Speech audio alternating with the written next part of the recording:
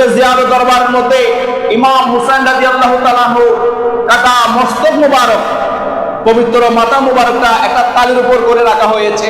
Ubaidullah ইবনে জিয়াদ হাতে একটা শৌখিন লাঠি ছিল, ওই লাঠি দিয়ে ইমাম হুসাইনের টুট মুবারকের মতো আঘাত করছে। আঘাত করে করে ইমাম হুসাইনের সৌন্দর্য উপস্থাপন করছে। হযরত যায়েদ ইবনে আরকাম দাঁড়িয়ে বলল, ও মারওয়ানের ছেলে, আমি দেখেছি আমার নবী ইমাম হুসাইনের এই টুট মুবারকের মধ্যে চুম্বন খেয়েছেন। এই টুট মুবারকের চুম্বন খেয়েছেন।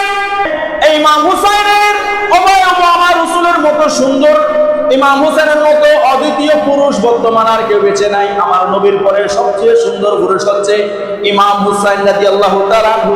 সাহাবায়ে কেরাম বলেন, ইমাম হুসাইন রাদিয়াল্লাহু তাআলা আনহু সৌন্দর্য ছিল আমার রাসূলের সৌন্দর্যের মোতাবেক। সুবহানাল্লাহ। আর এই সৌন্দর্যকে নিয়ে কুৎসিত ভাষায় গালিগালাজ করছে ইবনে জিয়াদ, উবাইদুল্লাহ ইবনে জিয়াদ।